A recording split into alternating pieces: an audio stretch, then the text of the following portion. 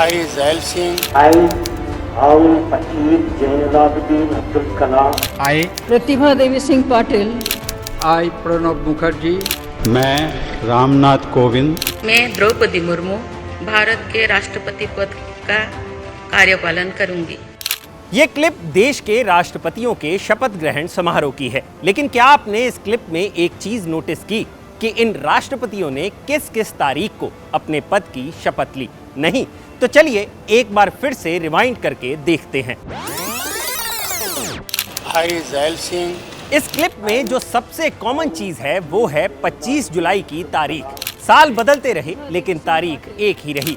तो आपके मन में भी ये सवाल आ रहा होगा कि आखिर 25 जुलाई को ही राष्ट्रपति पद की शपथ क्यों ली जाती है?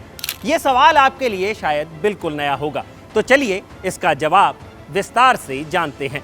नमस्कार, मेरा नाम है भूपेंद्र सोनी और आप देख रहे हैं अनकट।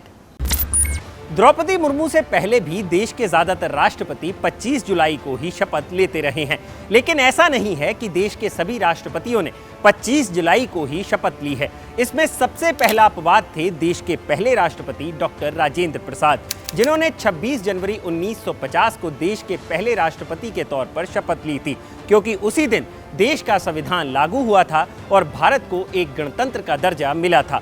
डॉक्टर राजेंद्र प्रसाद इकलौते ऐसे राष्ट्रपति भी रहे हैं जो 2 कार्यकाल तक भारत के राष्ट्रपति रहे। उनका कार्यकाल 13 मई 1962 तक चला, यानी वो 12 साल तक देश के राष्ट्रपति रहे। 13 मई 1962 को डॉक्टर सर्वपल्ली राधाकृष्णन को देश का अगला राष्ट्रपति चुना गया और वो भी 13 मई 1967 तक राष्ट्रपति पद पर रहे। उनके बाद डॉक्टर जाकिर हुसैन ने 13 मई 1967 को इस पद की शपथ ली और उनका कार्यकाल खत्म होने से पहले ही 3 मई 1969 को उनकी मृत्यु हो गई, जिसके बाद वीवी गिरी को 3 मई को ही कार्यकारी राष्ट्रपति बनाया गया और 24 अगस्त 1969 को उन्हें आधिकारिक तौर पर राष्ट्रपति पद की शपथ दिलाई गई और वीवी गिरी ने भी अपना 5 साल का कार्यकाल 24 अगस्त 1974 को पूरा किया। वीवी गिरी के बाद 25 अगस्त 1974 को ही फखरुद्दीन अली अहमद देश के 5वें राष्ट्रपति बने, जिन्होंने इंदिरा गांधी के आग्रह पर देश में आपातकाल घोषित कर दिया था। लेकिन अपना कार्यकाल पूरा करने से पहले ही 11 फरवरी 1977 को उनका देहांत हो गया, जिसके बाद बीडी जत्ती को कार्यकारी राष्ट्रपति की शपथ दिलाई गई और वो 164 दिनों तक देश के कार्यकारी राष्ट्रपति रहे।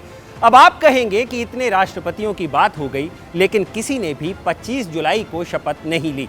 ऐसा इसलिए क्योंकि देश के 6ठे राष्ट्रपति नीलम संजीव रेड्डी ने पहली बार 25 जुलाई 1977 को देश के राष्ट्रपति पद की शपथ ली थी और उनके बाद ज्ञानी जैल सिंह से लेकर द्रौपदी मुर्मू तक सभी राष्ट्रपतियों ने 25 जुलाई को ही देश के राष्ट्रपति के तौर पर शपथ ली है। कार्यपालन करूंगी।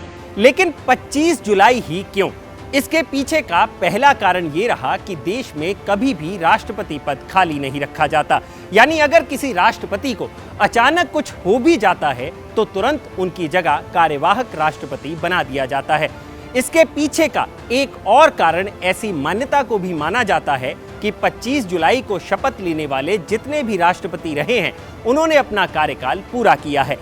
लेकिन 25 जुलाई की तारीख का सबसे बड़ा कारण ये रहा है कि नीलम संजीव रेड्डी के बाद से ही द्रौपदी मुर्मू तक देश में ना तो इमरजेंसी जैसे हालात रहे और साथ ही देश के सभी राष्ट्रपति भी अपने कार्यकाल के दौरान स्वस्थ और सकुशल रहे।